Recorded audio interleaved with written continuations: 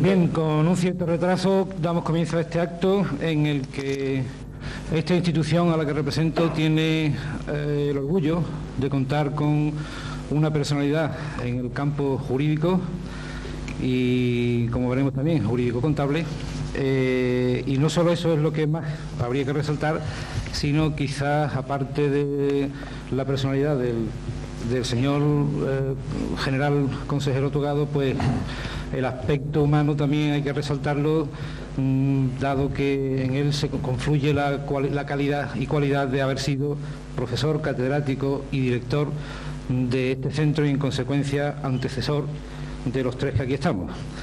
Sin más, por el momento, cedo la palabra al profesor y catedrático del centro, doctor Millán Garrido, para que proceda a la presentación de tan ilustre y querido conferenciante.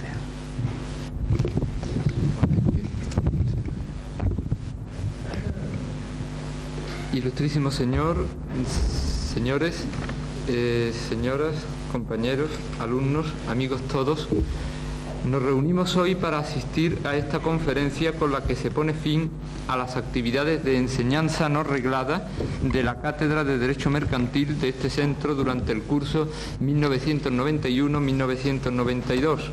Es cierto que en estas actividades puede advertirse en general un progresivo desplazamiento de la clásica conferencia en favor de seminarios, cursos o prácticas complementarias, y que a dicha tendencia no ha sido ajeno el profesorado de Derecho Mercantil, concretamente los profesores que estamos en este centro, porque precisamente hemos optado en general este año por esos cursos complementarios, por esas prácticas. Pero no es menos cierto que la conferencia como tal sigue siendo, lo mismo que la lección magistral o la clase teórica en la enseñanza reglada, un medio pedagógico insustituible en el ámbito universitario y, desde luego, el más adecuado para, como en este caso, clausurar el curso en nuestro específico ámbito disciplinario. Ello justifica la conferencia como acto académico en este cierre de actividades del presente año. Algo distintos son, como diría un jurista, sus elementos subjetivo y objetivo. Esto es el conferenciante y el tema sobre el que nos va a hablar. En orden al conferenciante, tres son, entre otras muchas, las razones que justifican y legitiman, yo añadiría que exigían, la presencia del profesor doctor don Eduardo Montul Lavilla en este acto.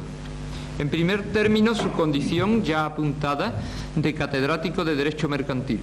Lo fue de la Universidad de Sevilla durante 7 años y de la de Zaragoza, en la que tras 24 años de ininterrumpida labor docente e investigadora quedó excedente por la tan cuestionada y por nosotros ambos sufrida ley de incompatibilidades.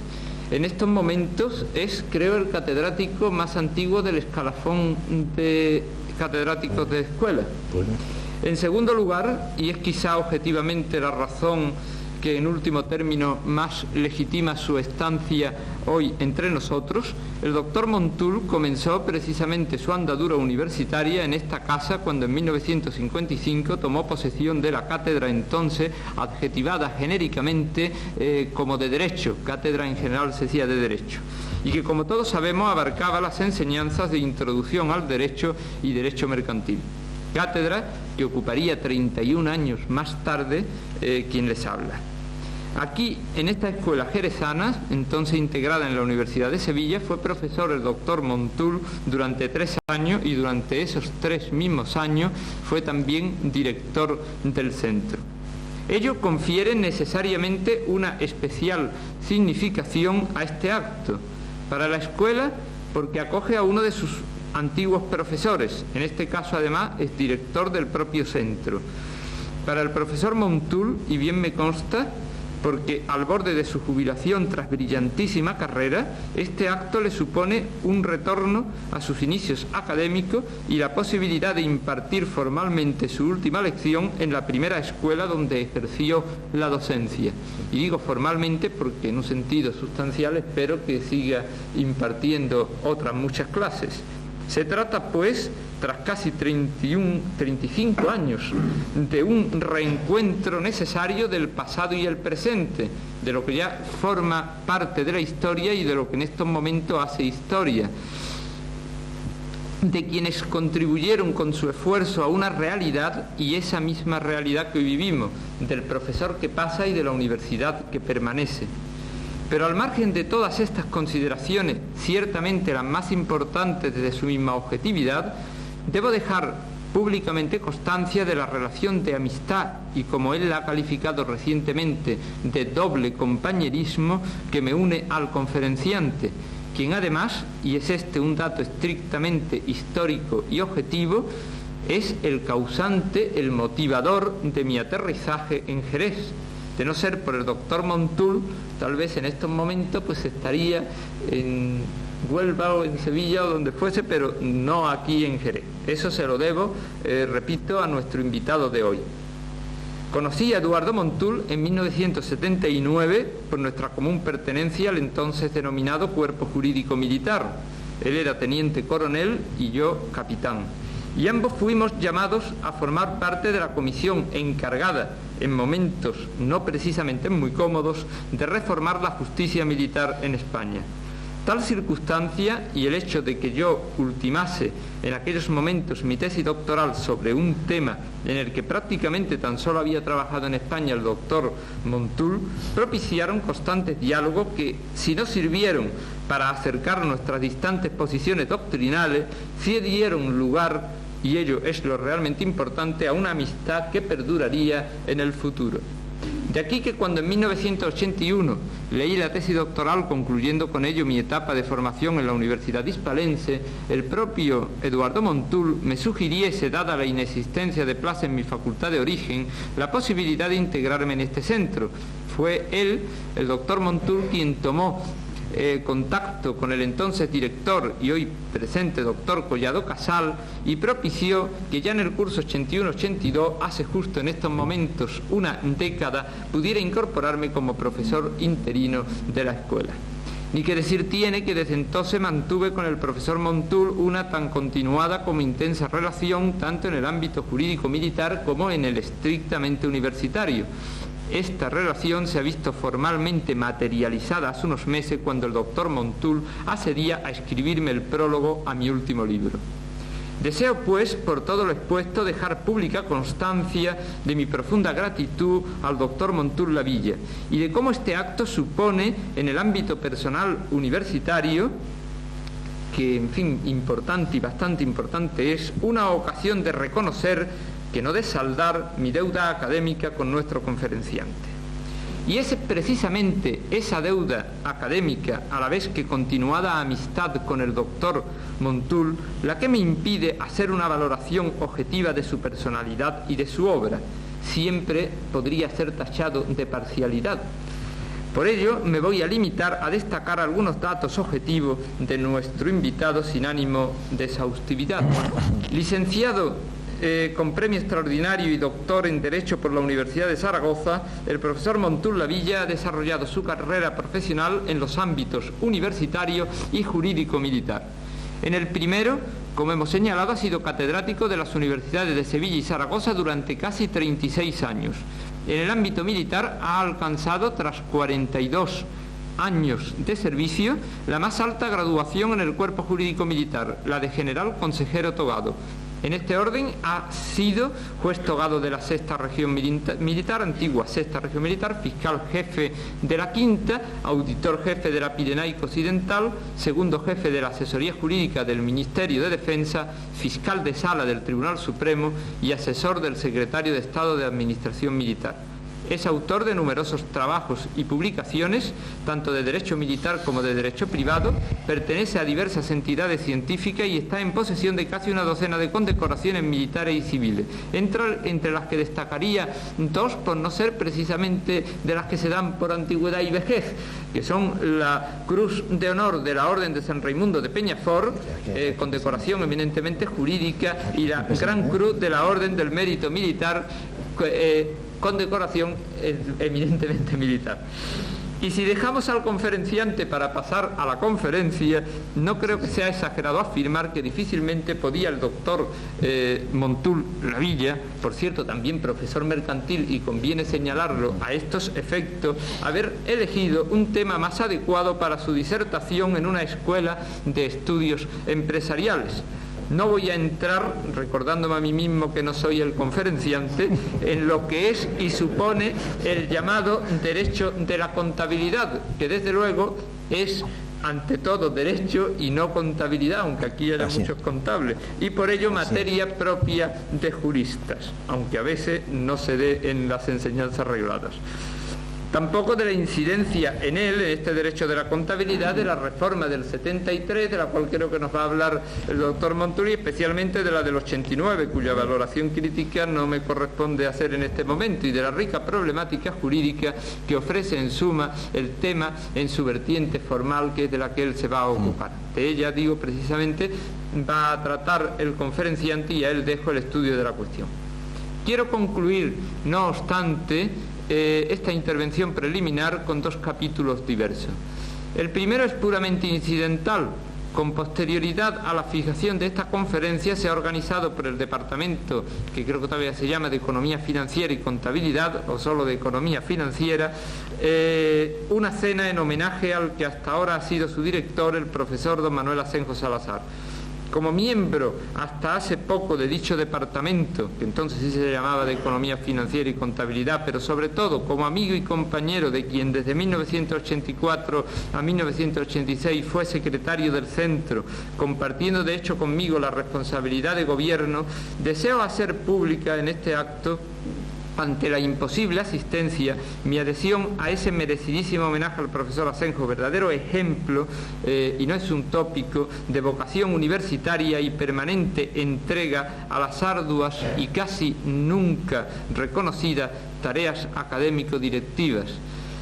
El segundo y último capítulo, no tampoco por más tópico y repetido, menos sincero, es el de los agradecimientos.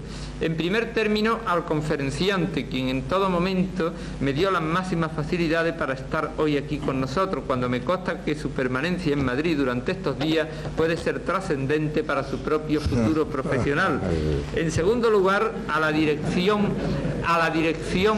propia dirección del centro, porque ante la situación no ya de suspensión de pagos, sino de genuina y auténtica quiebra, fortuita desde luego, de nuestro departamento, es decir, del Departamento de Derecho Mercantil, es la escuela una vez más la que ha corrido este año, durante todo el año, con todos los gastos derivados de las actividades complementarias del área de Derecho Mercantil. Asimismo, mi agradecimiento al personal de Administración y Servicios, especialmente a Paco, a Soledad, a Pepi, sin cuya colaboración, en ocasiones no exigibles desde luego, estas actividades sencillamente no llegarían a realizarse. Por último, a todos ustedes, señoras, señores, compañeros, alumnos, que en definitiva son los destinatarios del acto académico y por ende su razón de ser y último fundamento. Tal vez me haya excedido un poquito en mi intervención, pero creo que la excepcionalidad del acto lo demandaba y por lo demás, pues nada. Tiene la palabra el profesor Montul Lavilla para que nos hable sobre el tema. En el capítulo nada protocolario, absolutamente sincero y entrañable, de gracias y de saludo a nuestro ilustrísimo señor director, compañero, amigo ya, después de esta jornada de constante compañía. Saludo atento y cordial a todos los profesores, doctores del claustro de este querido centro. Mi agradecimiento a todo el personal administrativo, subalterno, y muy especial a todos los estudiantes y estudiosos de nuestra escuela, de mi escuela, así se lo hice presente en una carta que quiso ser expresiva, dirigida al director y al claustro, a todos vosotros, sin los que la universidad, la escuela, ni nuestro tesón, ni vocación académica y de investigación, de estudio y de enseñanza, tendría ni razón de ser ni sentido. Gracias por vuestra presencia, gracias a todos quienes nos acompañan, aunque no formen en esta escogida audiencia de alumnos, estudiantes, ya digo, y estudiosos, que no es lo mismo. Estudiante parece que es el que se ha matriculado, estudioso es el que practica el estudio. Una singular emoción, tengo anotado en la chuleta, pero es sincera también, por encontrarme en este local, precisamente, que tanto me costó amueblar siendo director, porque le saqué al director general 55.000 pesetas que me costaron todas esas butacas. Y entonces 55.000 pesetas en el año 59 era mucho dinero, no como ahora. Esta emoción se traduce, como ya ha anticipado el doctor Millán, en esa emoción que proporciona el ser la primera cátedra ganada por oposición nacional, pública y directa en Madrid, luchando para venir a Jerez. Y esta oportunidad que me ofrece el centro y, en definitiva, vosotros, al escuchar, por terminar aquí el periplo de una vida dilatada, de vocación, de entrega entusiasta, de lo cual puede dar prueba a mi mujer, a la que también agradezco, como siempre, su compañía y su presencia de manera muy especial, en este momento en el que a punto de terminar, aunque no lo represente, si hace falta me levanto, de terminar porque se anticipó la edad de jubilación, de los 70 a los 65, y claro, a los jóvenes nos ha pillado de sorpresa. ¿Pero qué se le va a hacer? El trámite administrativo y la burocracia son como una apisonadora que no deja títere con cabeza. El poder dar aquí, no la última lección, que es lo habitual en una trayectoria académica en la universidad, en la enseñanza, no es la última, porque en Jerez aprendí precisamente que nunca se puede hablar de la última tomando copas con unos amigos. al reiterarles, vamos a tomar la última y nos vamos ya, que es que era muy tarde. Hay que advertir que vine soltero a Jerez de la Frontera. Y como catedrático del centro tenía cierto ambiente, ¿verdad? Hasta el punto de que entonces se decía así, no sé ahora, las niñas decían el aragonés, el aragonés. Y con eso del aragonés, pues me atendían muy bien en todos los, no clubs, porque entonces eran los cisnes, a donde se acudía por las tardes a tomar una copa. Y me advirtieron, en Jerez nunca se toma la última copa, es siempre la penúltima. Pues esta es, pues, mi penúltima lección, que ya de antemano os pido perdón por la muestra de paciencia que tenéis que dar para escucharme. Y también mi agradecimiento al doctor Millán por las palabras tan surgidas del corazón, y algunas ciertas, otras exageradas, acerca de la modesta personalidad de quien ha entendido que con vocación ha querido estudiar y transmitir el derecho que modestamente pudo y supo asimilar de sus maestros, a los que dirijo desde aquí un recuerdo, porque de ellos, en último término, he vivido mi pasión académica, así como también a los compañeros de las escuelas hermanas de Sevilla y de Zaragoza, de los que, como de los alumnos de ambos centros, de los que tanto, año tras año, he aprendido. Esta modesta disertación, entrando en materia, es la exposición apresurada, se observará enseguida, de una lección de programa de cátedra, y por tanto tiene los defectos inherentes a estos casos. Y ustedes, vosotros, como se decía entonces, adolece de los defectos inherentes: mal estilo literario en la dicción y cierta sequedad y pedantería docentes en el fondo, que es lo que nos caracteriza. Si despierta alguna atonía o es de alguna utilidad para alguien, Solamente esto habrá satisfecho con creces la ilusión acerca de un tema que vengo estudiando desde hace años. De ahí la dificultad de sintetizarlo para exponerlo en el tiempo breve, del que me ha robado ya más de la mitad, que me habló, porque me habló de 40 minutos y le ha quitado 20, con lo cual resulta que va a ser imposible, tengo que entrar y salir.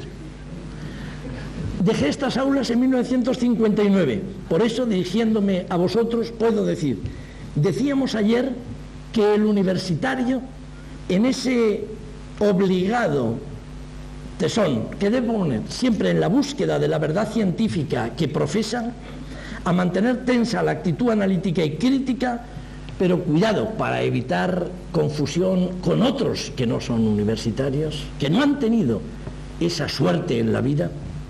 No actitud analítica y crítica contra esto o contra aquello que está tan al día, sino actitud crítica en sí misma, como postura radical.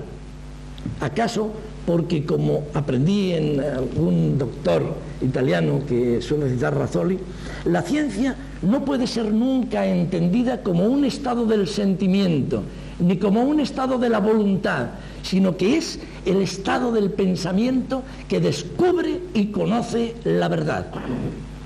La verdad de las anotaciones contables está todavía en la doctrina, en la jurisprudencia y, aunque se ha afinado mucho últimamente en la ley de adaptación a las comunidades, a las directivas de las comunidades europeas, en la legislación reciente de reforma, entre otros del tema de la contabilidad formal y material, en la ley del 89, 1289, aunque se ha afinado mucho, y en la legislación todavía sin resolver definitivamente.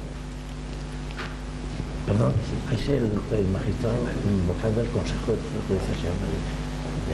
Si pudieras invitarme a que pase a la presidencia.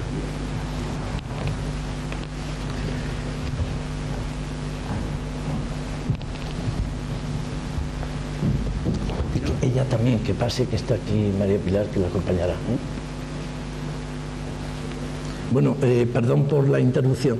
Se ha unido a este tan entrañable acto para mí, nada menos que el magistrado y excelentísimo señor vocal del Consejo General del Poder Judicial,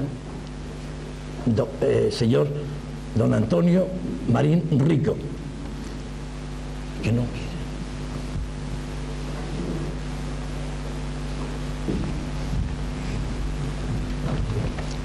Y su excelentísima señora de Rico. Perdón, pues, gracias. Es una ampliación, una adenda al capítulo de agradecimiento por vuestra presencia en este acto. Hemos quedado, que no de última, porque en Jerez y en Cádiz, supongo que tampoco, son de Cádiz, viven en Cádiz tampoco, que no la última, sino la penúltima. Como MacArthur, volveré. Ya iniciando el tema, sin resolver, decíamos, la cuestión crucial en todo planteamiento jurídico, el de la naturaleza jurídica de la institución que nos interesa. ¿Y qué es determinar la naturaleza jurídica? Insertar la institución, en este caso, las declaraciones o manifestaciones o confesiones. Esa es la cuestión a debatir. ¿Qué verifica? ¿Qué realiza?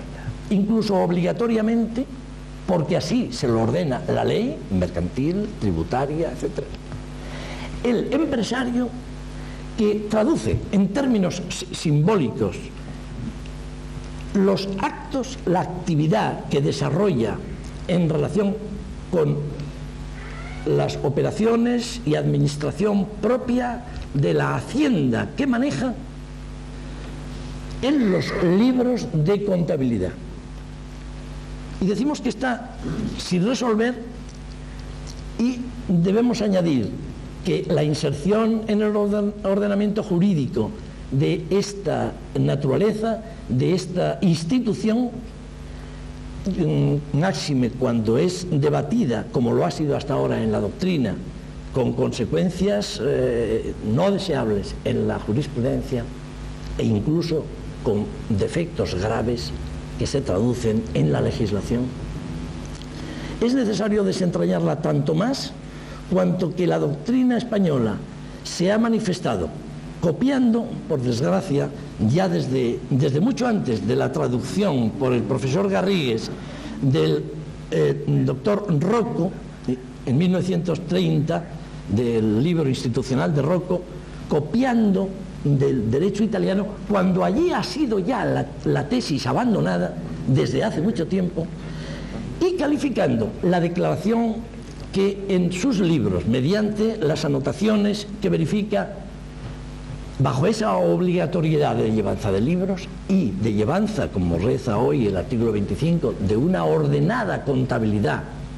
que sea además reflejo fiel del Estado, de su patrimonio y de las operaciones que realiza, se ha dicho y se ha insistido, ya digo, desde Garrigues hasta nuestros días, en que se trata de un acto jurídico de los regulados en nuestras leyes, concretamente en el Código Civil, que es el de la confesión. Se dice, el empresario, cuando anota las operaciones en sus libros, para luego llegar al final, determinando por la contabilidad material del resultado, el cálculo mercantil del resultado del negocio, lo que hace es que confiesa extrajudicialmente determinados hechos que se refieren a su actividad económica mercantil. Luego se degenera en una confusión manifiesta entre lo que es la declaración, que mal está que se le calificase de confesión extrajudicial, y lo que es lo declarado una vez unido al documento en donde consta, asentado ya el libro, o los libros, la sucesión de las hojas intercambiables en la contabilidad moderna, o de las hojas manuales, me da lo mismo, en el libro, una vez asentado, que es un documento sui generis o un documento privado. Este es el planteamiento de la doctrina, pero lo sorprendente es que esta doctrina no solo se ha producido en aquella época lejana, sino que recientemente uno de los exponentes de la Cátedra Universitaria Española de Derecho Mercantil más actual, profundo y extenso, en un compendio que ya denomina compendio crítico de derecho mercantil, lo estima así como buen universitario hemos quedado, considera que se trata de confesión extrajudicial, aplicando, por tanto, esta es la consecuencia jurídica práctica de la asignación de una naturaleza u otra a una institución, que si se asigna a la confesión extrajudicial, se van a aplicar luego a esas anotaciones como actividad y a esos resultados como documento anotado, libro y libros de contabilidad, se les va a aplicar la doctrina jurídica establecida por la ley, Código Civil en este caso, y ley de enjuiciamiento civil desde el punto de vista de la prueba, de las confesiones extrajudiciales o judiciales. Pero hay más. Autores de la categoría intelectual de WASP, de Derecho Procesal, Prieto Castro, procesalista, Castanto Beñas, presidente que fue, además, de catedrático de Derecho Civil del Tribunal Supremo, de Buen, Manresa, ya no se explicaban cómo en el Código Civil se podía llegar a decir, al regular la confesión, ahora no sale, la confesión, que en uno y otro caso, confesión judicial o extrajudicial, será condición indispensable para la validez de la confesión, se considera que las declaraciones son confesión, que recaiga sobre hechos personales del confesante y, he aquí, el inciso final, que éste tenga capacidad legal para hacerla, cuando la doctrina incluso coetánea admitía que la confesión es una declaración, pero no una declaración de voluntad negocial, acto jurídico, negocio jurídico, que vincula en virtud de porque es querido por la voluntad del sujeto que declara, sino que es una declaración de verdad. Por lo tanto, se limita a manifestar lo que él conoce y confiesa que ha ocurrido así. Cuando nadie pone objeción, que lo mismo las declaraciones contables que las declaraciones de confesión son declaraciones de verdad, no, o de ciencia o de conocimiento, que también se les llama, y no declaraciones de voluntad. Estos doctos profesores, nada menos, y voy a leer algunas de Guas, por ejemplo, esto de exigir capacidad como si fuera una declaración de voluntad, cuando nadie acepta, ni aceptó nunca, ni es, por supuesto, una declaración de voluntad, y el Código, sin embargo, la exige, decía, esto debe ser un vestigio histórico de concepciones superadas como a todo tipo de prueba legal, o si se quiere, etcétera. Que hasta la exigencia de capacidad legal no tiene un significado muy claro.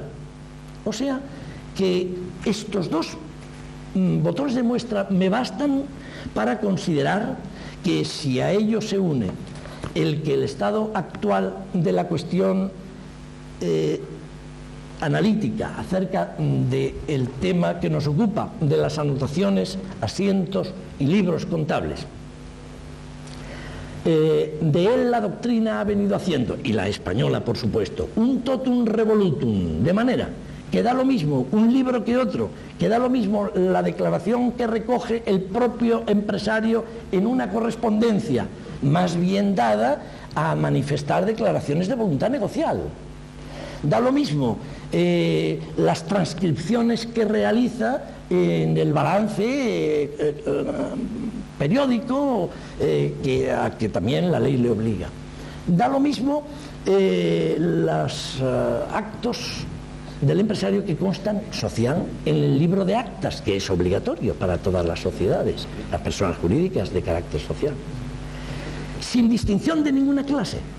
Y se pretende establecer nada menos que anudar con esta confusa referencia generalizada a tantos documentos tan dispares, que contienen actos o declaraciones tan distintas. Jamás se ha hecho, salvo en casos excepcionales, por ejemplo, de los doctos autores que prepararon nada menos que el Código de Saint de Andino en 1829, que es una además demostración evidente de buen legislar. E incluso a finales de siglo, el Código de Comercio, aún vigente, en gran medida, de 1885. El de Saint de Andino distingue perfectamente unos de otros. En una sección segunda habla y regula los libros de contabilidad, y en sección tercera la correspondencia, por ejemplo. Son documentos muy distintos. Hace falta hacer un planteamiento serio, porque en todas las cuestiones derivadas del rigor propio de la investigación científica, la inmensa mayoría de los casos en que se llega a conclusiones inaceptables, en una gran parte es debido a planteamientos equívocos, erróneos, defectuosos. Era necesario hacer un planteamiento de toda esta cuestión único, serio y aceptable por los más, para poder llegar a conclusiones sólidas acerca de cuál es la verdadera naturaleza jurídica de las declaraciones que formula el empresario cuando anota en sus libros los hechos atinentes a su actividad, giro o tráfico de su propia empresa. Y esta, creo yo, que está amparada en estas dos consideraciones. Primera, la necesidad de hacer unos recortes. Ni el libro de actas, no voy a descender al detalle y prefiero en un coloquio la persona interesada que me haga preguntas, porque una de las mayores satisfacciones para el profesor o catedrático que enseña es que le pregunten. Y ya sabemos que hay otros catedráticos que disfrutan más en el examen, examinando, ¿no? Quizá es porque albergan otras escondidas intenciones o emociones, vaya usted a saber, nunca se sabe del todo. Dentro de esta afición, el libro de actas, hay que excluirlo. Lo ha dicho Vicent Julià, en esto habría que seguirlo. Se refiere a decisiones internas. En ellos constan más bien negocios jurídicos, acuerdos sociales, acuerdos, declaraciones de voluntad. No parece adecuado para el sistema de hojas sueltas a legalizar después, aunque allí hay un defecto en la legislación del 89, la que adapta al mercado común. Debería el Código de Comercio, en los artículos correspondientes, haberlo dicho de una manera expresa y no que tenga que ser la doctrina, en su momento la jurisprudencia, que clarifique este punto. No es secreto, el secreto, que es principio genérico, contrariamente a lo que puede parecer, de la contabilidad de toda empresa mercantil en principio, no lo es tan propio el libro de actas, y por tanto debería haberse dicho expressis verbis en el artículo 32, apartados 2 y 3 también, según el profesor Chuliá, al que sigo, Vicente Chuliá, al que sigo, por supuesto. Y en cambio las declaraciones de contabilidad, de los libros de contabilidad, de los que me queden como verdaderos libros de contabilidad, de la contabilidad formal, es otro distingo que tampoco se ha hecho con seriedad suficiente y rigor suficiente a estos efectos. El de la contabilidad formal es actividad externa, son declaraciones de verdad o de ciencia, si se aplica la técnica y la ciencia contable, se puede hacer por hojas sueltas y además el principio aplicable es el secreto. Excepcionalmente se puede recurrir por intereses protegidos por la ley a la comunicación general de la contabilidad o a la exhibición de hojas o documentos o libros determinados, pero siempre, como decía el derecho histórico, nunca por la noche y con estrépito. Esto estaba prohibido. Lo demás sí, pero esta comunicación es a su vez controlada rigurosamente por el propio texto legal en el derecho formal de la contabilidad, y el principio de secreto de la contabilidad mercantil hay que establecerlo como la norma general. Eso en cuanto al libro de actas, pero de la correspondencia sí es verdad que hay que conservarla, lo establece el artículo 30 y 31 y 31 y 32.1. Pero no es un libro obligatorio de los que específicamente recoge el artículo 25. La correspondencia contiene actos de otra naturaleza y su escisión, aparte del Código de Said Andino, su separación para no enturbiar el planteamiento claro y meridiano de la problemática que se trata de aclarar, lleva consigo argumentos a favor de esta separación, el derecho concursal, los aspectos gramaticales, la doctrina italiana y, últimamente, la afirmación incluso doctrinal de que quizá no es libro según la técnica contable. En Rodríguez Pita, libro en contabilidad es cualquier elemento material en que se recopilan datos simbólicos sobre los actos administrativos de una hacienda. No sería libro. Y además el derecho comparado, y por último la evolución de la jurisprudencia, permiten asentar la necesidad de separar. Y finalmente el que llamábamos en la regulación del Código de Comercio antes de la ley del 73, balance. Hoy habrá que hablar del libro de inventarios y cuentas anuales, que tampoco puede ser confundido en un totum revolutum o en un magma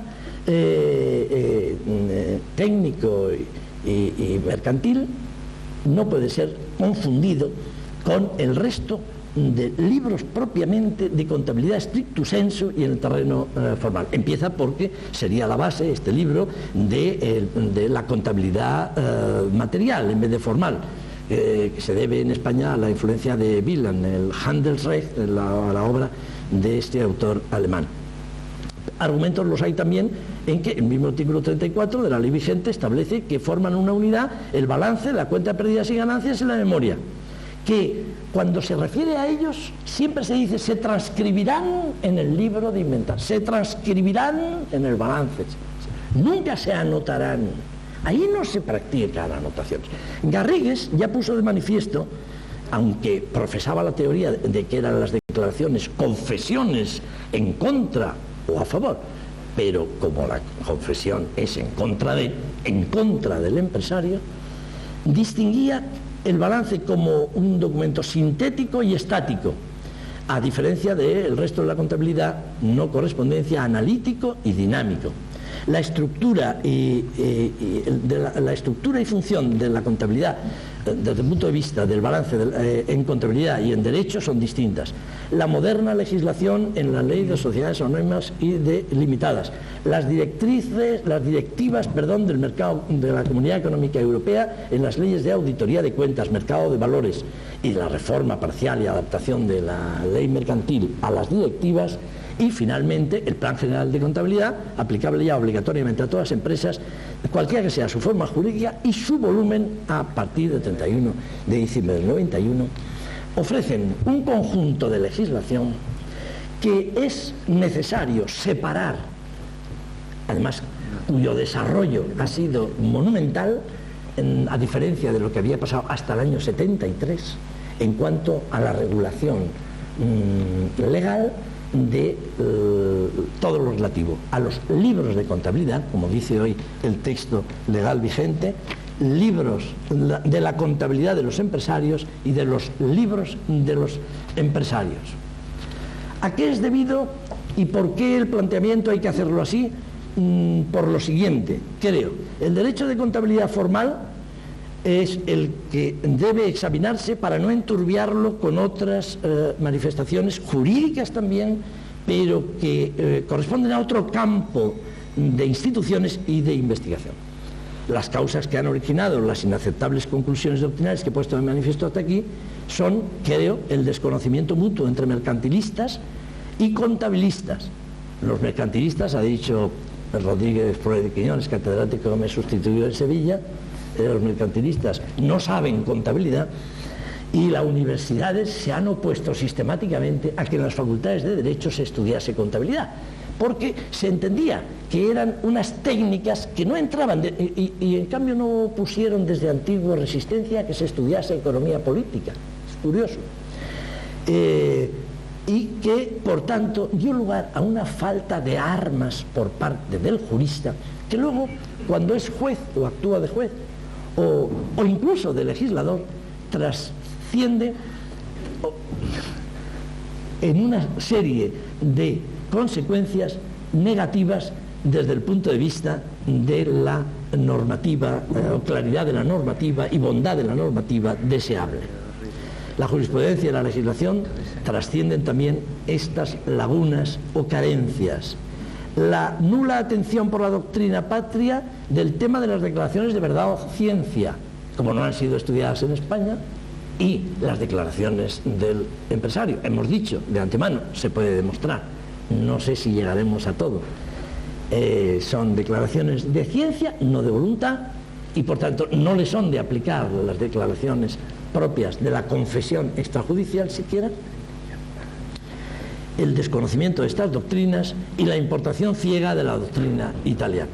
Pues bien, sobre esta base no vamos ya a insistir en la pugna entre si son o no las declaraciones del comerciante, del empresario hoy, en sus textos, en su documentación de la empresa, si van o no dirigidas a la contraparte y van acompañadas de la voluntad de emitir o no, si son o no declaraciones en la pugna entre los profesores Ascarelli y Carneluti, el primero de los cuales concluye que las anotaciones en los libros no son declaraciones, sino que son simples apuntes destinados al propio comerciante. Y Carneluti que le contesta que la anotación no es confesión, pero no ya porque no sea una declaración, que pretende Ascarelli, sino porque no es una declaración recepticia. Y el asunto se plantea en si es recepticia o no. La doctrina ha estudiado estos puntos y considera finalmente que el carácter de recepticia o no de una declaración, lo cual tiene importancia respecto de los efectos jurídicos que esa declaración va a producir, es recepticia o no, puede serlo en tres acepciones. Una genérica de exteriorización de algo frente a terceros, una segunda más estricta destinada específicamente a otros destinatarios, y una tercera, que es la verdaderamente técnica, cuando sencillamente se trata de declaración que para producir efectos debe llegar a conocimiento del tercero. Pues bien, hay que afirmar, esto es tesis, en ninguno de estos tres sentidos las anotaciones que hace el empresario en su documentación son recepticias, en ninguna de ellas. En primer lugar, por el carácter secreto, amparado legalmente.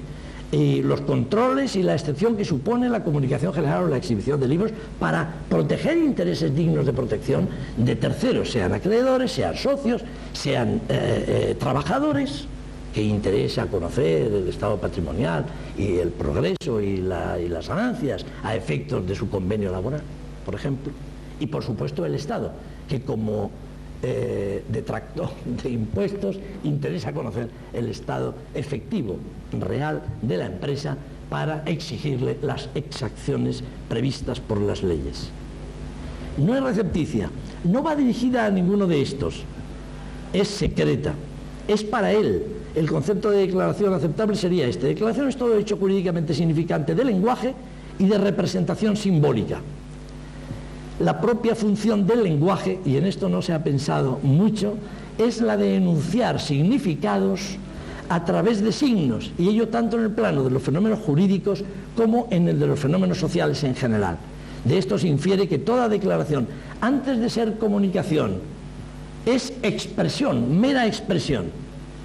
Antes de tener potencia comunicativa, tiene, todo hecho de lenguaje, potencia expresiva. La comunicativa es eventual. No siempre que se hace una declaración es inherente a ella que sea comunicación a alguien, y no digamos para convencer a alguien, cuyo momento sería un tercer momento y eventualísima. Por ejemplo, para convencer al juez en el pleito que se debate ante el mismo. Potencia, pues, de todo signo de lenguaje, de toda declaración expresiva, por este orden, eventual comunicativa y eventualísima convictiva o de convicción de alguien. No toda declaración es, pues, recepticia, y en el estudio, en el avance, si hubiera oportunidad y tiempo, se deben estudiar a continuación, entendemos, los dos momentos de toda declaración y su aplicación a la doctrina de las anotaciones contables. Voy a hacer gracia de esta exposición y me voy a referir a la aplicación. Gran parte de la eficacia probatoria, y así hablamos de los libros, prescinde de todo perfil subjetivo y se va directamente, desde el punto de vista probatorio de los propios libros y de las declaraciones que previamente se han hecho en ellos, prescinde de todo perfil subjetivo del sujeto que declara, del propio empresario, lo que no impide que tengan una forma externa y significado o contenido simbólico. Además, en la valoración jurídico-positiva del contenido simbólico es característica una transferencia de ciertas nociones de origen psicológico desde el plano subjetivo al objetivo. Ocurre con las nociones de error y de verdad, de que habla incluso la exposición de motivos del Código de Comercio. Algún autor ha dicho que no, que el Código de Comercio no se refiere a este problema. Hay que ir a la exposición de motivos del Código de Comercio de 1885, que sí que se refiere, y ampliamente, y eso sigue en vigor, porque el hecho de que se haya adecuado a los tiempos que corren la regulación específica de los libros de contabilidad, no quiere decir que la exposición de motivos del Código, muy bien hecha, por cierto, con ese lenguaje de los legisladores del siglo pasado, era una maravilla de exposición lingüística, se refirieran a estos puntos esenciales, el error y la verdad de la propia declaración. Surge el problema de la divergencia entre el contenido y la realidad. Al tercero, al legislador, lo que le interesa desde el punto de vista de las declaraciones no es lo que quisiera el declarante, el empresario, sino el contraste de qué se entiende desde el punto de vista objetivo y qué consecuencias lleva consigo la divergencia entre el contenido de lo declarado según una apreciación lingüística aceptable y la realidad efectiva, si coincide o no, es decir, la verdad y el correspondiente error, que sería un error que no trasciende a lo subjetivo, no trasciende a la impresión errónea que pudiera haber padecido el declarante. En cambio, en materias propias del empresario y sus anotaciones de problemas de responsabilidad, no de prueba, las nociones subjetivas son por el contrario esenciales e imprescindibles. Se puede afirmar, error y verdad aquí recuperan o no pierden su sentido psicológico originario, ya sea en el dolo, en la culpa, etc. En cuanto al tema básico de si son o no confesiones, bastará con decir que la regla primera del artículo 48 de la redacción inicial del Código de Comercio en 1885 establecía aparentemente una prueba plena, nada menos, contra el comerciante que llevara los libros, que no los llevara frente a otro comerciante. Además, la prueba entonces se discutió si era solo entre empresarios, entre comerciantes. La jurisprudencia atenuó completamente este carácter de prueba plena y la dejó en prueba juris tantum. Hoy ha desaparecido en la ley del 73 y en la ley de adaptación a la Comunidad Económica Europea, ya que el texto legal se limita, como es sabido, 31, el valor probatorio de los libros y demás documentos contables será apreciado por los tribunales conforme a las reglas generales del derecho. Tanto más la necesidad, ahora con esta fórmula genérica y no tan casuística y controlada del artículo 48, que tenía hasta 4 reglas específicas y la valoración de cada uno de los supuestos contemplados, tanto más como para que haya que precisar cuál es la naturaleza jurídica de las declaraciones y de los asientos y aplicarle, que el juez le aplique, según esa doctrina general, el efecto o la consecuencia más adecuada y correcta en derecho. Pues bien, las diferencias que se han señalado, yo he podido también aportar alguna, entre confesión y anotación. Contra la confesión como prueba legal y salvo especiales remedios no cabe prueba. Otras diferencias, en cambio sí, y por supuesto, frente a las anotaciones contables, sobre todo en contraste con la realidad. Si se demuestra esa realidad distinta, prospera la realidad distinta, porque la pretensión de verdad es objetiva y lo que interesa destacar es ello. En cambio, en la confesión no. Otras diferencias, aquí se ve mejor. El asiento contable falso no vincula al empresario, al propio empresario que lo emite. La confesión consciente falsa le vincula y el juez resuelve en consecuencia. Tiene que estar y pasar por ella. No cabe en la impugnación por incapacidad, dolo o violencia en las anotaciones, en donde el aspecto objetivo de lo que se indica es válido, sin indagaciones acerca de los aspectos subjetivos del que declara. En cambio, en la confesión, sí. Esta es la duda de los doctores que citaba, procesalistas y civilistas. ¿Cómo se explica que la confesión, que también es declaración, cómo se explica que se le exija la capacidad para declarar, capacidad negocial? Ha interpretado toda la doctrina y la jurisprudencia siempre.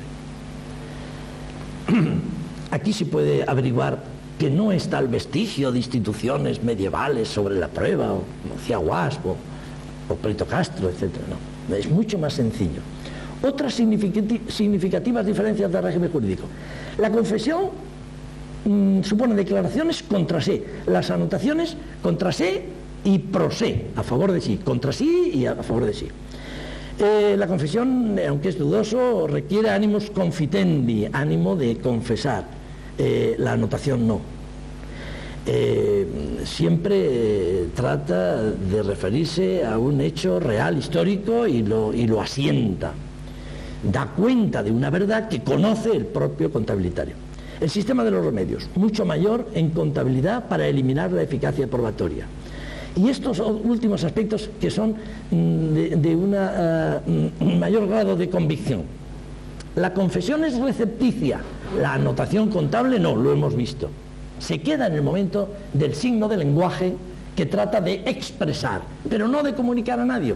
No hay que confundir tampoco el conocimiento posible de terceros, la cognoscibilidad o la publicidad, en el sentido jurídico de registro mercantil o registro de la propiedad, la publicidad, el fenómeno jurídico de la publicidad y sus consecuencias, con la posibilidad de que los libros, en una comunicación general de los libros y documentos de la contabilidad, según el 32 y 33 del Código de Comercio que hemos visto, llegue a conocimiento de terceros.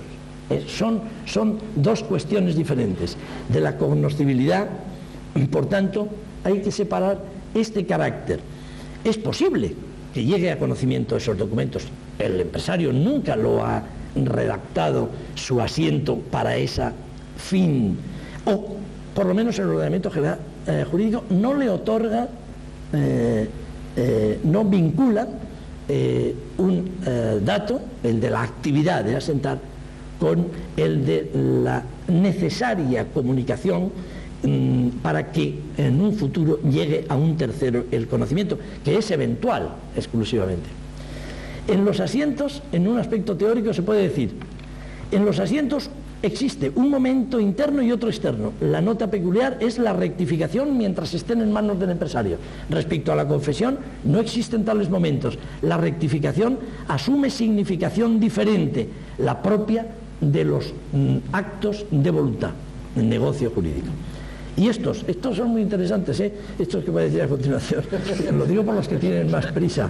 Este es muy interesante, yo lo siento porque las anotaciones contables no tienen destinatario. En juicio, como las anotaciones contables no tienen, en juicio no pueden valer como confesión a posteriori. Se ha dicho y se ha dicho bien. Las anotaciones contables se pueden tener en cuenta en juicio sin necesidad de alegación de la parte. Las anotaciones no necesitan rectificación expresa para que el juez las tenga o no tenga en cuenta el resultado, cuando los libros se llevan irregularmente o no recogen la verdad real, efectiva, histórica. La anotación contable es declaración obligada. Esto requiere un análisis más extenso, que lo tengo preparado, pero que lo voy a omitir en aras de la brevedad. La anotación contable es una declaración obligatoria. Es obligatoria. Y también en la emisión y en decir verdad. Hay que decir verdad. Por lo menos se protege esto por el ordenamiento jurídico, las normas jurídicas, ya veremos, incluso por un procedimiento directo, las sanciones penales, las tributarias, las de responsabilidad de los liquidadores de las sociedades anónimas, las de responsabilidad de los administradores. Se protege directamente, no solo indirectamente, como la doctrina tradicional española venía diciendo, no, solamente cuando cae en quiebra, entonces le llueven al empresario todos los males. Hasta ese momento, como la contabilidad es secreta y todo va bien, y nadie se entera de lo que allí pasa, no, hoy ya no se puede afirmar esto.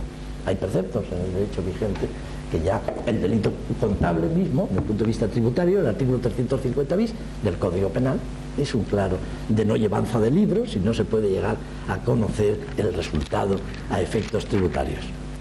Y se puede afirmar, la anotación contable no podrá ser eliminada por vicios de voluntad o incapacidad, cuando no estén disconformes con el hecho real apuntado, anotado. La confesión, contrariamente, como libre que es en la emisión, y libre, aunque el ordenamiento legal no quiere que el que confiesa un hecho contra sí que diga lo falso, pero es libre, en último término, de declarar, y si declara, es libre de declarar lo falso. No así en la anotación contable. Todo ello no excluye la existencia de algunos caracteres comunes entre anotaciones y confesiones, cuyo sustrato genérico confundió a la respetable literatura jurídica hasta nuestros días. Yo me refiero a una obra, Vicent Juliá, que es de 1991 y que es el que ha pretendido entrar un poco más en serio en esta temática. Los demás, de las obras manuales clásicos, incluso Blanco Campaña, que publica su texto en 1980, sirve de base a Vicent Juliá para hacer sus manifestaciones, por lo menos lo cita y se remite a él. De manera que yo sepa, no existe todavía una rectificación de esta doctrina. Lo que pasa es que confundió a la doctrina lo siguiente, que las dos confesiones y declaraciones tienen un denominador común. La asunción de verdad está protegida, mayor o menormente, por el ordenamiento jurídico. En las declaraciones de ciencia propias del empresario mercantil está protegida al máximo. Es obligado hacer las declaraciones y es obligado decir verdad. Y se protege incluso en las normas de contabilidad material, en donde el principio de veracidad y el de fiel imagen han venido a ratificar rotundamente en el derecho de contabilidad material este aserto. Pero claro, el hecho de que tengan este denominador común lo que no permite es que ya se les identifique en todos los efectos jurídicos. Y ahí el error que yo trato en estas notas de poner de manifiesto, y que en algún momento, cuando tenga más concluido, al estilo alemán, más concluido el análisis, verán la luz si algún director de editorial, amigo del doctor Villan, que los conoce muy bien, tiene la amabilidad de acoger el borrador.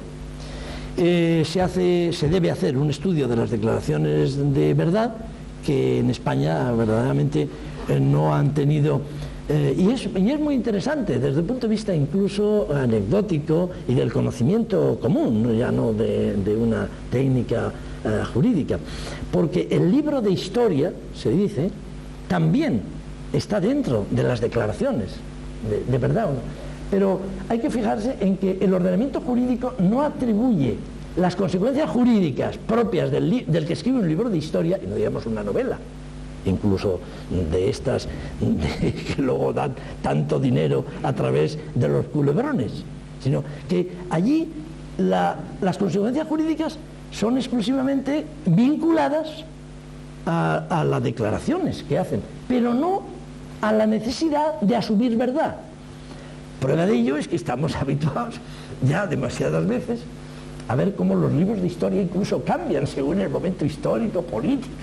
Van cambiando porque se dicen cosas que no eran ciertas, se va rectificando la crítica literaria. El libro de historia otorga derechos de autor, pero el ordenamiento jurídico, aunque es una declaración también en principio de verdad, se supone, no protege la verdad. No es, por tanto, una declaración de verdad técnicamente, técnico-jurídicamente calificable así. Son solo declaraciones de verdad, conocimiento, ciencia, aquellas en que la ley otorga efecto en tanto y solo en cuanto contienen aseveraciones de la existencia de un hecho que produce eficacia jurídica, por tanto, de un hecho jurídico, que son todos los que van a ser llevados a las anotaciones de los libros que he escogido como utilizables para un planteamiento correcto de la naturaleza de esas anotaciones y de esos libros. Se conviene hacer una distinción entre declaraciones de verdad libres. La declaración de la confesión es la declaración típica libre contra sí, plena libertad del sujeto de declarar o no, inexistencia del deber de declarar y eficacia preclusiva de la declaración contra sí, que produce efectos independientemente de las demás consecuencias, eficacia preclusiva. Y en cambio, en la estructura propia de la declaración a favor de uno está la denuncia de un siniestro por parte del asegurado a la compañía de seguros.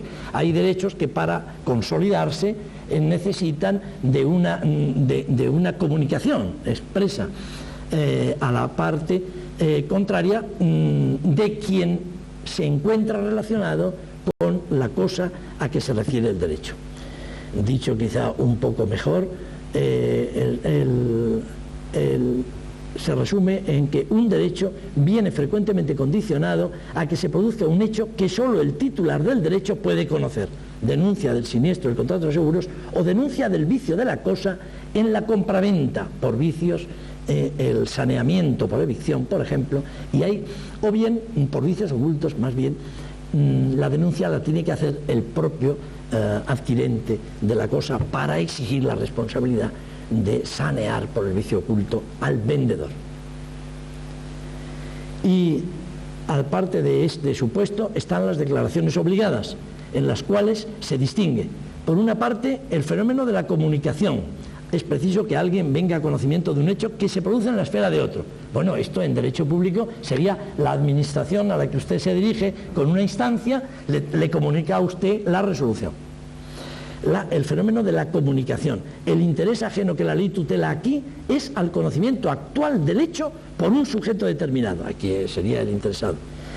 Otros casos de declaraciones de verdad obligadas, el interés ajeno a que la declaración se emita y a que sea verdad estriba solo en el conocimiento posible, cognoscibilidad, por ciertos sujetos que la ley tutela. Este interés puede entenderse de doble manera. Si la ley lo reconoce a todo sujeto, estamos ante el fenómeno de la publicidad jurídica, el que se acerca al registro mercantil para enterarse de algo. O bien, si la ley solo lo aplica y reconoce y protege a algunos sujetos concretos en determinadas circunstancias, estamos en el fenómeno de la prueba ante el juez o extrajudicial, la verificación o el control. Aquí se hablaría de las declaraciones de verdad de los propios auditores de cuentas, que son llamados para que verifiquen esa contabilidad. Y es más, se dice incluso que en el caso de que se protege un interés actual, se trata de un sujeto determinado. Uno posible, todo sujeto, publicidad. Algunos sujetos, prueba procesal o control administrativo. Reitero, la obligación de declarar la verdad y la eficacia de la declaración solo en concurso con el hecho declarado definen, pues, la condición de las declaraciones de verdad o ciencia, porque exige una técnica y un conocimiento científico, de acuerdo con la moderna concepción de la contabilidad, en cuanto que abarque a la economía de la empresa toda, y de ahí el que las ordenanzas de Bilbao en 1737 y la novísima recuperación hablen de que cuando el comerciante no tuviere conocimientos para llevar los 4 libros que exigía, debería poner al frente de su empresa, y lo dice así, a sujeto inteligente que los lleve. Es decir, los únicos titulares universitarios que tienen la calificación legal de inteligentes en el texto de la ley son los empresaristas. Antes los peritos y profesores mercantiles, ahora los diplomados y licenciados en ciencias empresariales. Los únicos. Los demás no está afirmado por el poder nada menos legislativo su condición de personas inteligentes. Otras clasificaciones son también interesantes, aparte de las que hemos visto. Ahora se explica por qué, pues, el confusionismo entre las declaraciones de confesorias y las declaraciones del contabilitario en la empresa. Las confesorias, se ha dicho, prevalece el interés a la libertad, prevalece sobre el interés a la verdad. Le interesa más al legislador que sea libre y constituye una institución, se ha dicho también, alternativa o subrogatoria de las declaraciones de voluntad. De ahí la exigencia de la capacidad de obligarse. El que declara confesando hechos que le pueden perjudicar ante una posición debatida en un pleito que tenga con un tercero. De ahí su carácter de figura alternativa. Está próxima y en cambio en las declaraciones es superior. Está, creo, suficientemente aclarado. El interés a la verdad que el interés a la libertad, y las declaraciones del empresario son obligadas en la emisión, las consecuencias ya lo hemos dicho, hemos avanzado algo, son directas, directísimas e indirectas. Antes el interés a la verdad, antes que el interés a la libertad de emitir la declaración. Es inaceptable hoy, pues, la equiparación con las confesiones y en otro aspecto incluso las declaraciones del contabilitario son especiales, requieren especial conocimiento técnico, se habla de sujeto inteligente sobre experiencias y conocimientos comunes. Las primeras son declaraciones de ciencia en las que caben, las que nosotros analizamos. Otras podrían ser las de los abogados que tienen conocimientos, recepcionistas, verificadores, empresaristas. Y en honor a nuestro querido magistrado que nos acompaña, aún más destacado en el tipo jurídico, se puede afirmar que el juez y su declaración de verdad es la sentencia, es eminentemente una declaración de ciencia. He leído en algún autor, en este caso italiano, y es verdad, es una declaración de ciencia, pero yo me atrevo a añadir, y creo que nuestro amigo el magistrado y vocal del Consejo estará de acuerdo en que no es solo una declaración de ciencia, porque el juez debe aportar también una voluntad de justicia.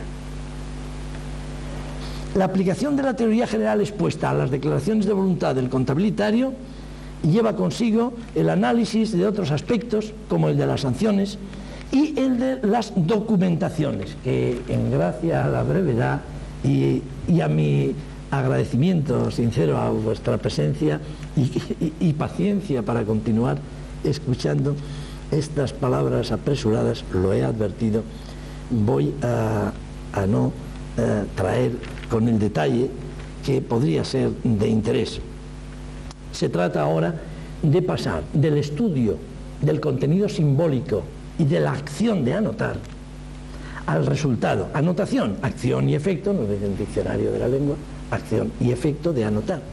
La acción de anotar es lo que hemos estado viendo, las declaraciones, negando que sean declaraciones confesorias, en ningún caso, ni por su finalidad ni su regulación jurídica, que habría que analizar ahora punto por punto a continuación, que queda ya para la siguiente penúltima lección, si Dios quiere, y ustedes me aguantan. Y los documentos, la teoría del documento, que pertenece a la teoría del objeto en derecho, al documento, en que, y las características especiales de los documentos mercantiles. Y es curioso, y en honor también, otra vez, a la jurisdicción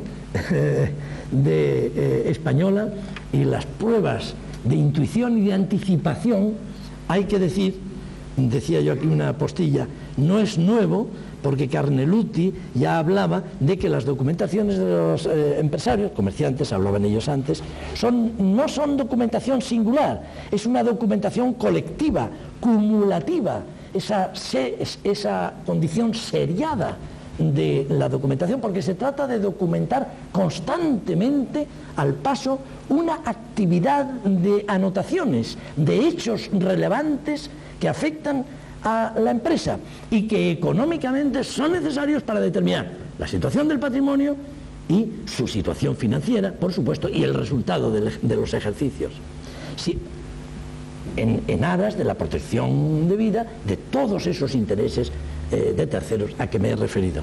Pues bien, ya una sentencia del Tribunal Supremo de 24 de abril del año 1 decía, todos juntos, estos textos, todos juntos, los libros necesarios, constituyen el sistema completo de la contabilidad comercial, siendo evidente el nexo que entre ellos existe. Y luego ha venido la autoridad de Carneluti y otros civilistas y procesalistas italianos que han sido debidamente traducidos e importados a decirnos lo mismo con estas otras palabras. Se trata de una documentación colectiva.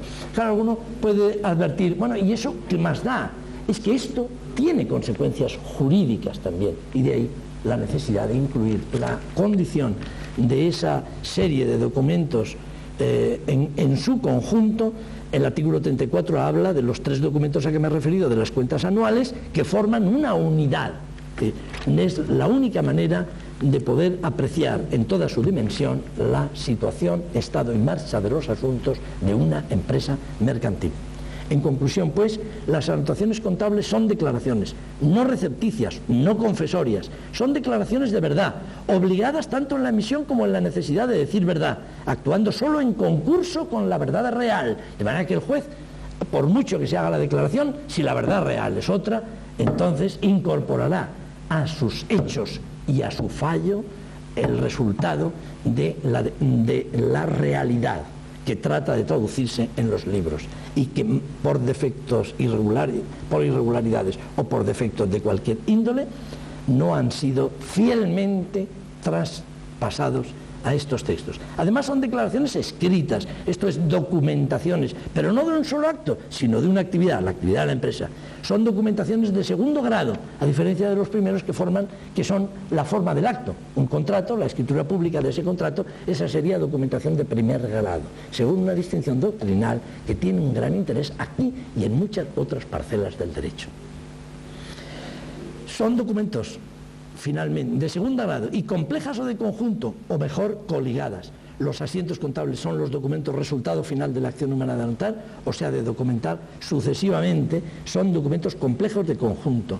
Los libros de contabilidad aparecen también, según el sentido y concepto técnico del libro, en la teoría económica contable de la empresa como exigencia del expresado carácter de los asientos en su sucesión e interrelación recíproca al progresar la documentación contable.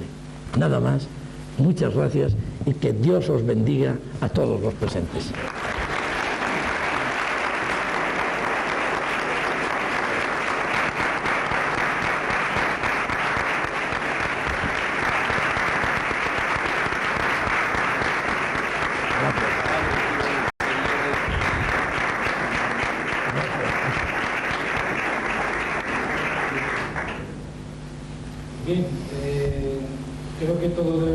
reconocer a nuestro conferenciante hoy amigo la rigurosidad científica y la evidencia positiva con la que ha sabido rodear su intervención, que por haberse alargado un poco más no se apene porque hemos podido disfrutar un poco más como es norma en estas circunstancias, pues se abre un periodo de coloquio para que personas que interpelar no se muevan.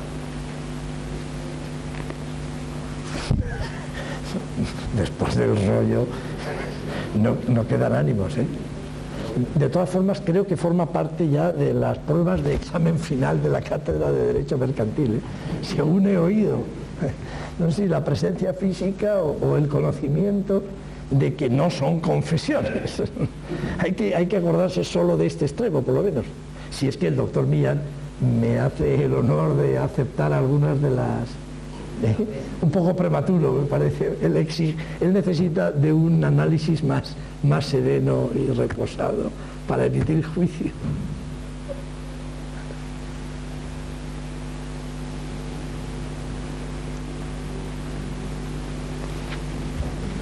Los profesores también, ¿eh? Y los magistrados, no. Para alusiones, claro.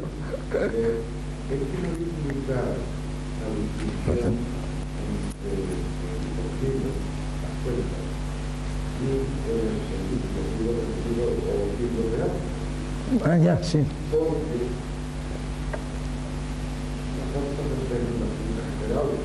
Sí.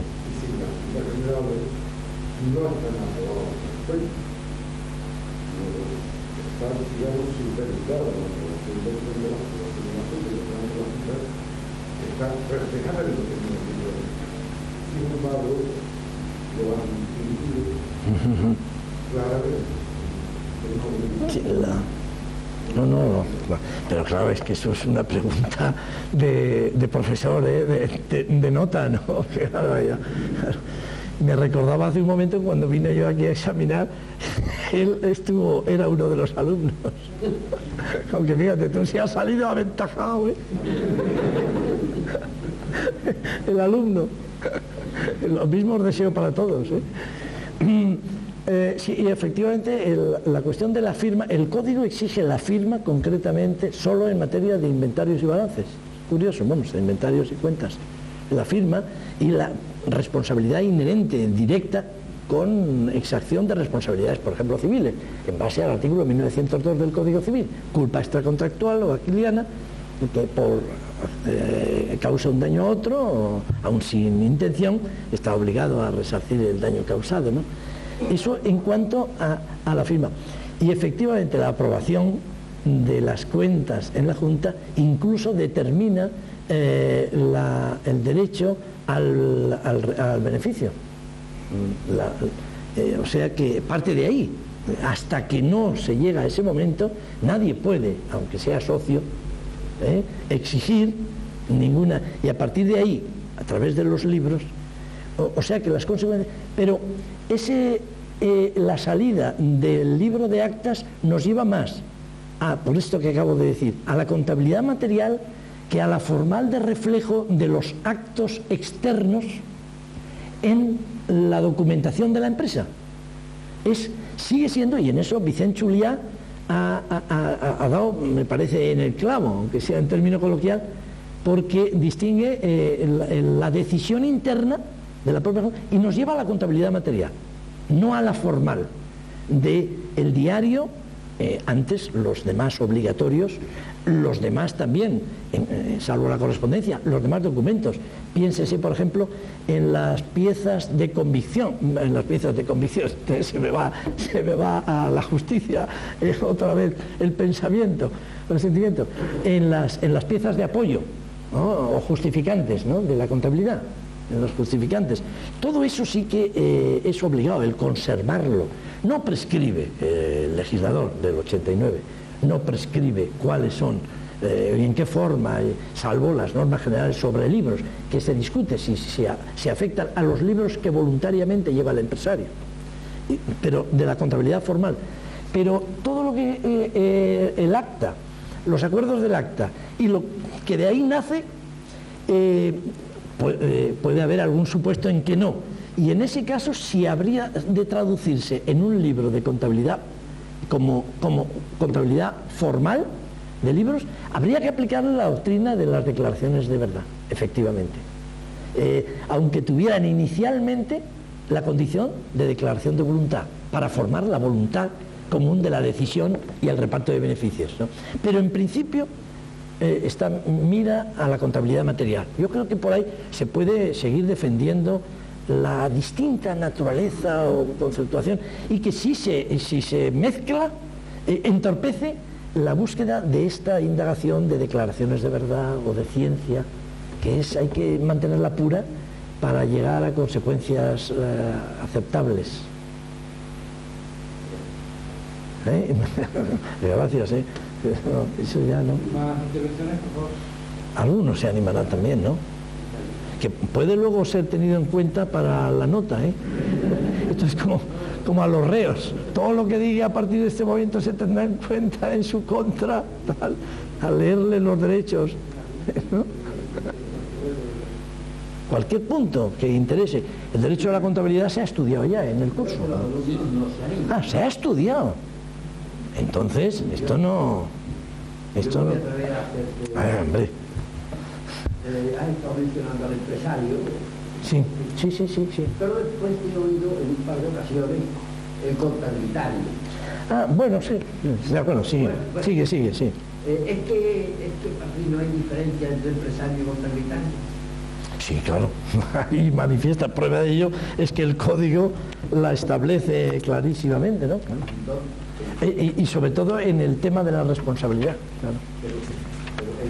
El código de comercio.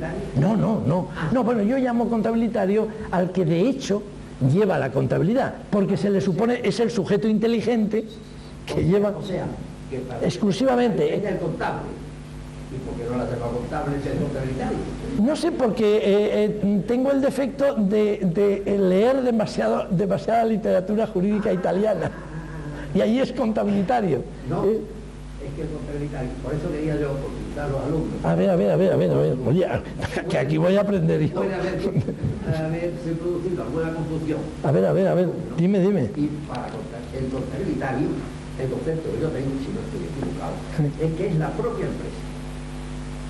La propia empresa Es el contabilitario. O sea, el empresario, porque en realidad el empresario no es la empresa. ya, por supuesto, sí, al revés, la empresa irá a parar a los libros. Y la empresa es la que registra sus operaciones. Ya. La empresa es la que registra sus operaciones. No es el funcionario que las realiza Sí, pero es el empresario que en realidad es el propietario de la empresa o el director de la empresa. Pero fíjate, el nuevo texto con esa ampliación a empresario, que es muy interesante porque algún autor de los recientes ha manifestado que el empresario agrícola está ahora comprendido en toda esta temática, cosa que antes no. Se hablaba del comerciante y se excluía siempre al empresario agrícola. La doctrina, el debate clásico, a diferencia de otros países como Italia, a partir del Códice Civile, etc. Pero fíjate, la contabilidad, punto 2, del 25, nuevo, recién estrenado.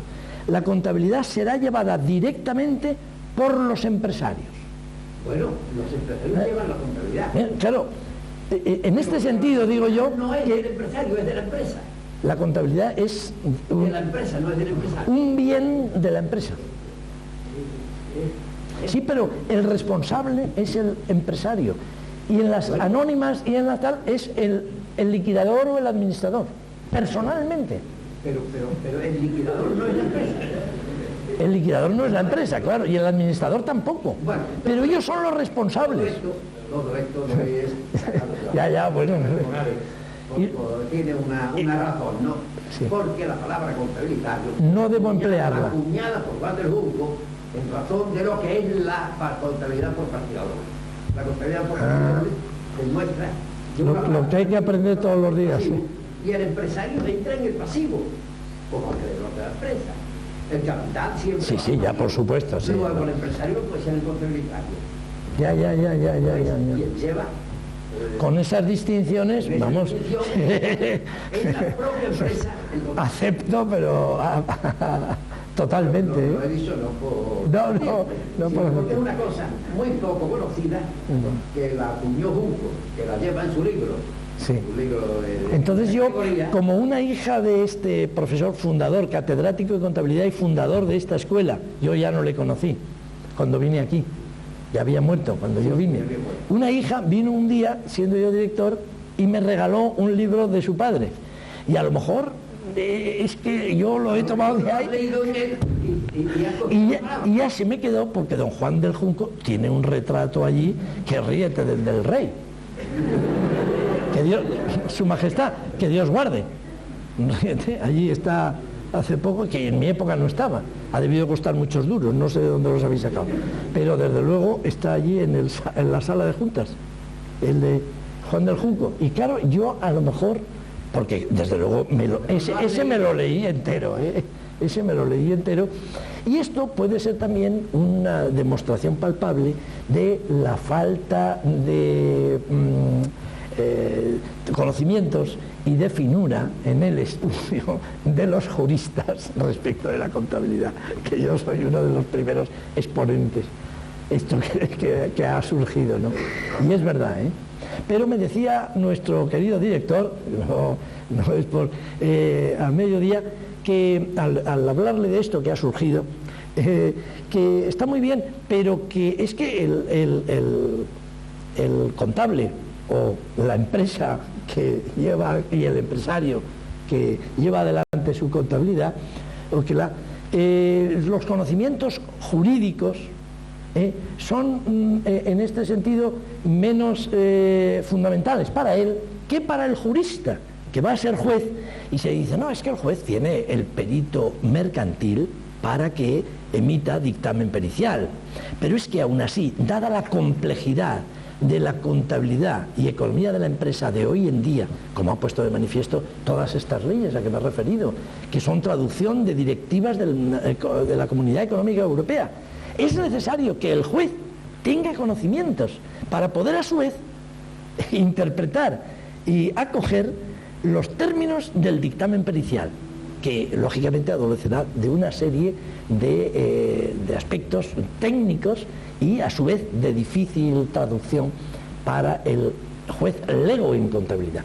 No quiero decir que todos, pero ahora se podría hacer una posible campaña para que las facultades de Derecho, aquellos que van a ocuparse de actividades frecuentes en estas materias, les exigiera o les enseñase la teoría de la contabilidad moderna, que es algo muy serio y que está ya despegándose de la mera técnica y pasando a constituir una ciencia y muy seria, porque es la de los dineros, y cuando se habla de los dineros, entonces todo es muy serio.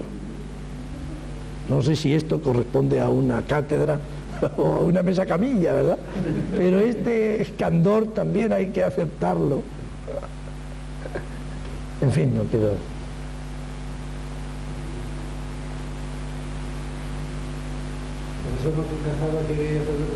Ah, muy bien. Profesor, compañero.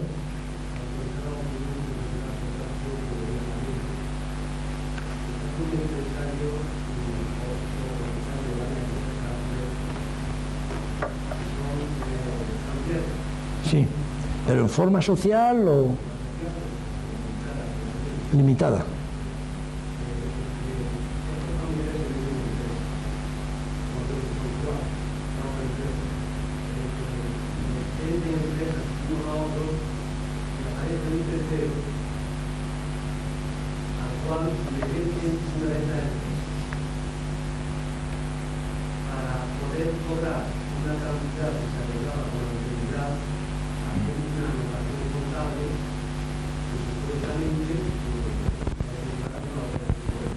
Sí, supuestamente.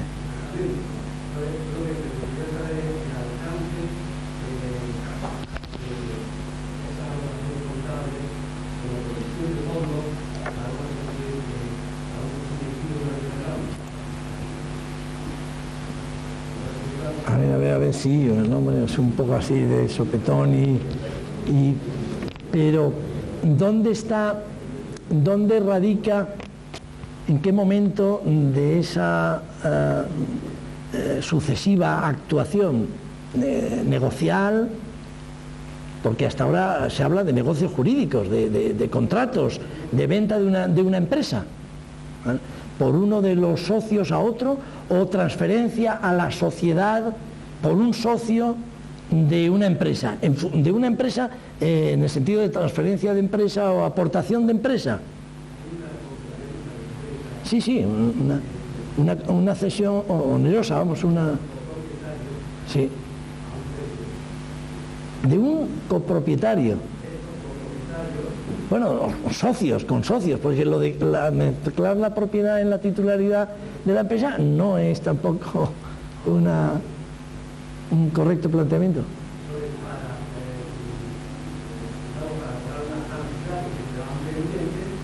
Transfiere a un tercero, uno de los socios, a un tercero, y uno de los socios de su peculio particular, no de una empresa perteneciente a la sociedad, sino de su peculio particular, de su patrimonio. Transfiere, sí, bueno, y la emisión de una letra de cambio es un giro correcto, entendiendo que la empresa puede constituir transferida la provisión a efectos del giro de la letra, claro, y el tercero adquirente firma y por tanto se obliga a pagar esa letra a su vencimiento sin término de gracia y cortesía, como decía, y no como una alumna que cuando le pregunté que cuándo tenía lugar el pago de una letra de cambio en esta misma escuela, me contestó, yo no sé si es que se debió confundir por el azul de mis ojos o qué, y se me quedó mirando y me dice en la fecha de su vencimiento, sin excusa ni pretexto, durante la puesta de sol. Yo digo, no me habían dicho una cosa tan bonita de hecho mercantil en mi vida, ¿no? Como saluda antes de la puesta del sol. Y la criatura confundió aquello, debía ser ya de por sí romántica, se quedó mirando o buscaba aumentar la nota, claro. Y dice sin excusa ni pretexto a la fecha de su vencimiento. Dice, durante la puesta de sol. Yo parece que lo estaba viendo, el momento de pagar la letra, ¿verdad? Que se está poniendo el sol. La imagen es bellísima. Y entonces el librado lo que hace es pagar la letra. Yo allí es que no veo el problema o la cuestión que puede suscitar duda, porque la empresa puede ser un motivo, se adeuda, y de manera de constituir la provisión de fondos inherente al giro, como la verdad de esa operación, que está mal llevada al libro, como solamente produce efectos la declaración en concurso con la realidad del hecho que se lleva al asiento.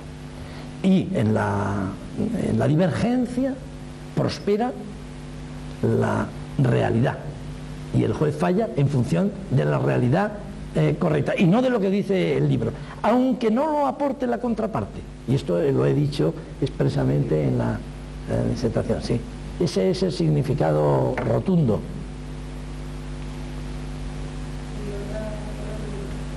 También que era una observación que tenía un carácter jurídico contra se.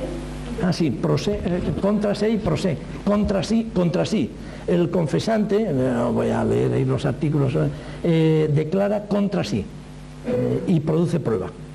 Está a caballo entre la declaración, es declaración de verdad, pero está a caballo porque a la ley le da lo mismo que diga la verdad o que no la diga o lo que sea. Pero como puede decir algo que le comprometa y comprometa su patrimonio, entonces le exige que tenga capacidad de obligarse, porque puede decir algo, porque el juez va a tener en cuenta antes lo que ha declarado que la realidad. En ese contraste, a diferencia de la declaración de la anotación, por eso las preguntas están muy bien hechas, porque permite aclarar un punto que es fundamental.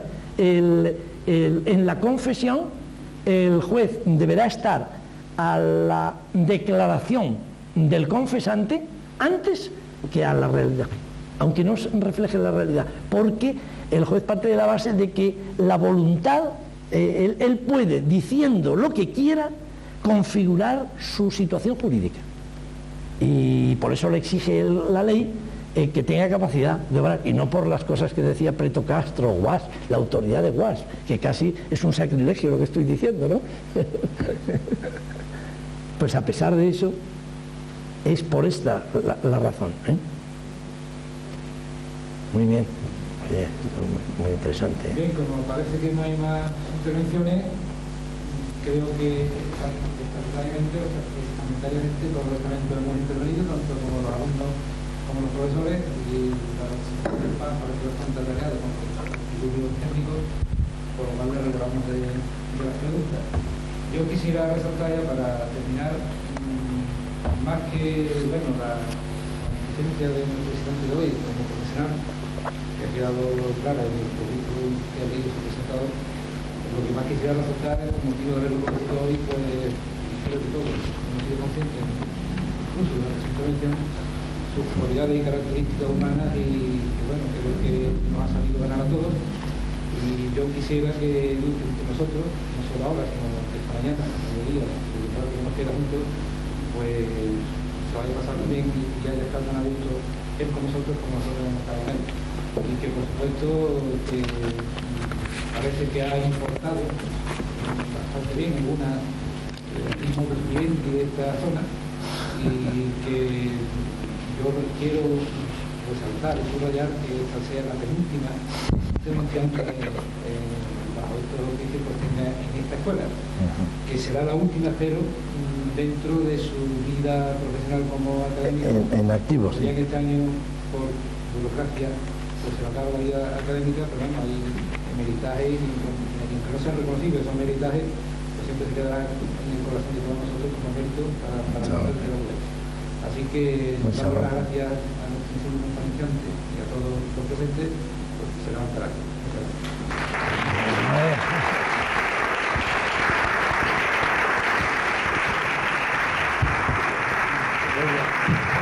Me sirvió de comunitario porque con su curso